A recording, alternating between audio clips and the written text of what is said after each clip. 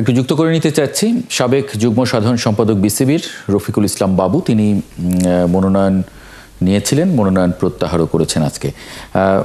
রফিকুল ইসলাম বাবু, মানে যে অভিযোগটা করা হচ্ছে যে নির্বাচন নিয়ে একটি ফিক্সিং চলছে বিসিবিতে, কিন্তু আমরা দেখলাম যে নির্বাচন কমিশনের পক্ষ থেকে বলা হচ্ছে যে আপনারা যারা মনোনয়ন প্রত্যাহার করেছেন তারা ব্যক্তিগত কারণ দেখিয়েছেন।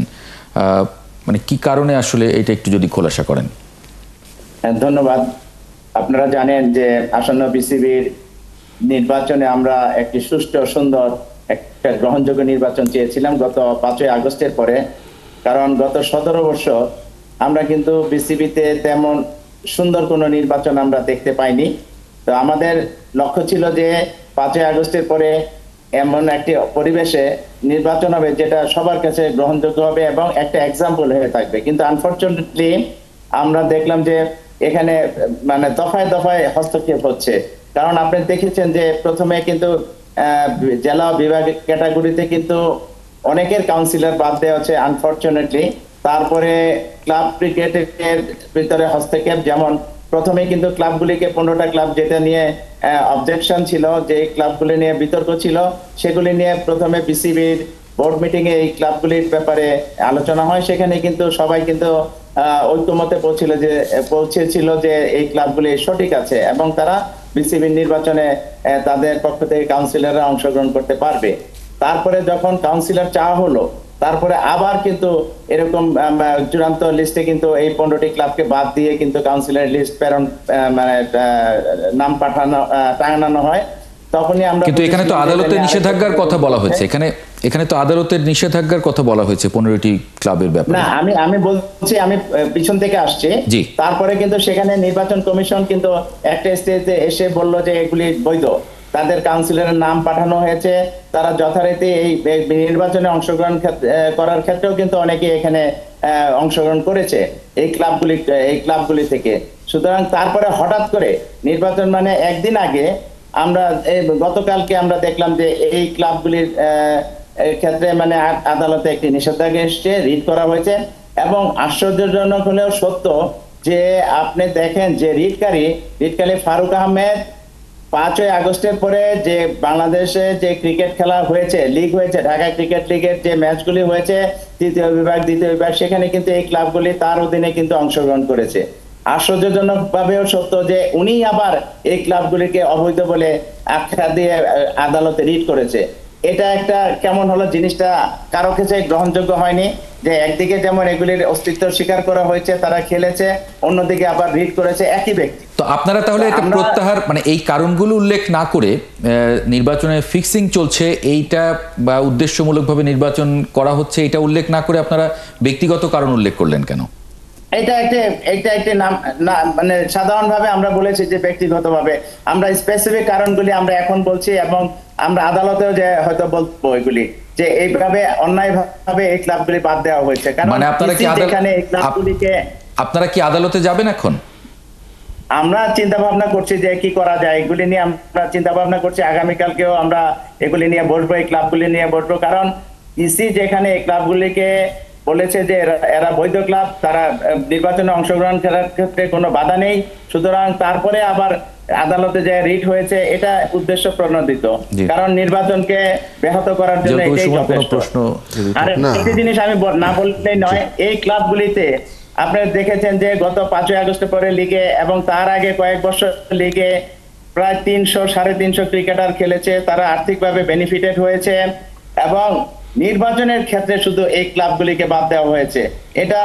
এটার উদ্দেশ্যটা মোটেও সঠিক ছিল না। তো আমরা চাই যে একটা সঠিক সিদ্ধান্তে আসুক। এখনো আমরা ক্রিকেটকে কলুষিত হতে দিব না। আমরা মানে এই 15টা ক্লাবগুলিকে নিয়ে, মানে এই 15টা ক্লাবের যদি ভোটাধিকার থাকতো প্রতিনিধিদের, তাহলে কি আপনারা নির্বাচনে থাকতেন? এটা দুঃখজনক ঘটনা আসলে, যেভাবে উৎসাহ উদ্দীপনার মধ্য দিয়ে বিশেষ করে নতুন প্রজন্ম আমরা দেখছি কিছু বেশ ইয়াং ফ্রেশ ব্লাড আসছিল, ওনারা নির্বাচনটা বেশ জমিয়ে তুলতে পারতেন। তো তারা হয়তো ফিল করছেন যে বিভিন্নভাবে এখানে হস্তক্ষেপ হচ্ছে এবং সেই কারণে তারা ব্যক্তিগত কারণ দেখিয়ে সেটা, তো এটা অ্যাভয়েড করতে পারলে খুব ভালো হতো আর কি। আমরা চেয়েছিলাম যে একটা ভালো স্বচ্ছ নির্বাচন, এটা সবারই প্রত্যাশা। বিশেষ করে ক্রিকেটকে ঘিরে বাংলাদেশের একটা বিশাল জনগোষ্ঠী, তারা ক্রিকেটের দিকে তাকিয়ে থাকেন এবং এখানে তরুণদের ইনভলভমেন্টটা বেশি, তো সেক্ষেত্রে এটা স্বচ্ছভাবে হলেই ভালো হতো। জি, কিন্তু এখানে আরেকটা প্রশ্ন জিয়াউল কবির সুমন, যে মানে আমরা তো জানি যে এই ধরনের আন্তর্জাতিক সংস্থাগুলো এরকম মানে যদি কোনো নির্বাচনে কোনো ফিক্সিং বা এই ধরনের কোনো মানে সরকারের ইনভলভমেন্ট এগুলো যদি প্রমাণিত হয়, তাহলে তারা তো আসলে খুব বড় ধরনের মানে অ্যাকশনে যায় সে দেশের বোর্ডের উপরে। এর আগে আমরা শ্রীলঙ্কাতেও দেখেছিলাম, ওদের নিষিদ্ধ করা হয়েছিল যদি আমি ভুল না বলি। রফিকুল ইসলাম বাবু, মানে এই যে ইনভলভমেন্ট, মানে যদি সরকারের ইনভলভমেন্ট থাকে বা আপনারা যেরকম বলছেন যে একটা ফিক্সিং মানে করে নির্বাচন করা হচ্ছে, এইরকম এটা যদি আইসিসির দরবার পর্যন্ত যায় এবং সেখানে যদি প্রমাণিত হয়, তাহলে দেশের ক্রিকেটের জন্য সেটা কি কোনো ভয়ঙ্কর মেসেজ আসতে পারে? ডেফিনেটলি আসতে পারে, তবে আমরা এটা চাই না। আমরা সবাই চাই ক্রিকেটের ভালো এবং ক্রিকেট তার আপন গতিতে এগিয়ে চলুক।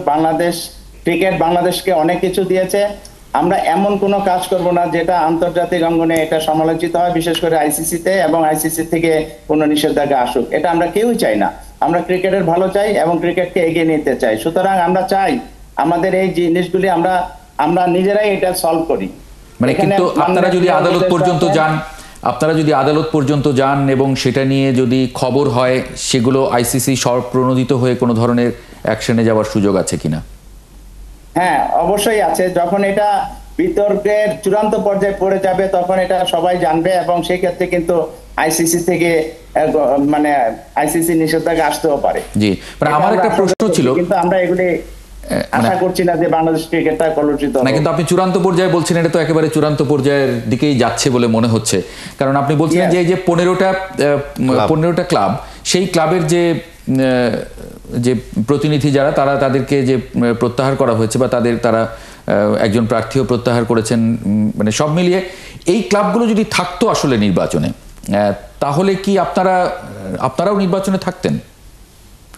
ডেফিনেটলি, কারণ তার মানে এখানে কি জয় পরাজয়ের বিষয়টা এখানে খুব ইম্পর্টেন্ট, মানে ভোটার কমিয়ে ফেলা হয়েছে, মানে আপনারা মনে করছেন যে এরা আপনাদেরকে ভোট দিত, আপনাদের ভোটার কমিয়ে ফেলা হয়েছে।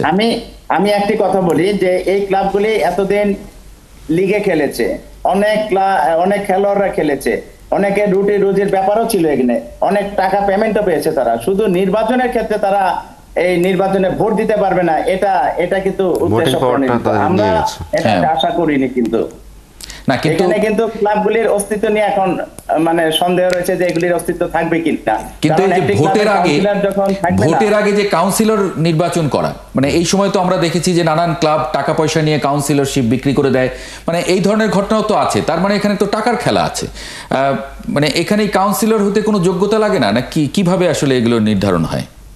ডেফিনেটলি কাউন্সিলর তারাই হবে যারা ক্রিকেটের সাথে সংযুক্ত আছে, ক্রিকেটকে কিছু দিতে পারবে, ক্রিকেটকে ভালোবাসে এবং মানে ক্রিকেট নিয়ে চিন্তা ভাবনা করে, তাদেরকে কিন্তু কাউন্সিলর করা হয়। এবং কাউন্সিলররা হলে একটি সুবিধা হলো তারা ক্রিকেট বোর্ডের বিভিন্ন কমিটিতে তাদের স্থান পেতে পারে, ভালো জায়গায় যেতে পারে। মানে তাহলে তার মানে এখানে সুবিধা আছে, কাউন্সিলর হওয়ার সুবিধা আছে অবশ্যই, এবং নির্বাচনে যদি পরিচালকদের পক্ষে ভোট দেওয়া যায়। বাংলাদেশ ক্রিকেট বোর্ড কিন্তু অনেক রিচ। এখানে আপনার সম্প্রচার সত্ত্ব আছে, স্পন্সরশিপ আছে, টিকিট বিক্রি, সরকারি অনুদান, এছাড়াও বিভিন্ন আয় আছে। তো সবচেয়ে বড় কথা যে প্রেস্টিজিয়াস ইন্টারন্যাশনাল একটা কানেক্টিভিটি, তারপরে বিভিন্ন জায়গায় রিপ্রেজেন্টেশন, সব কিছু মিলিয়ে আসলে আমরা স্বচ্ছ একটা নির্বাচন হলেই সকলের জন্য ভালো হতো। অনেক ধন্যবাদ জিয়াউল কবির সুমন, একই সঙ্গে রফিকুল ইসলাম বাবু, আপনাকে ধন্যবাদ জানাচ্ছি যুক্ত হওয়ার জন্য ৭১ জার্নালে। দর্শক, আপনাদের ধন্যবাদ জানাই। আগামীকাল একই সময়ে ৭১ জার্নাল দেখার আমন্ত্রণ জানিয়ে রাখছি, আপনাদের সঙ্গে পাবো আশা করি।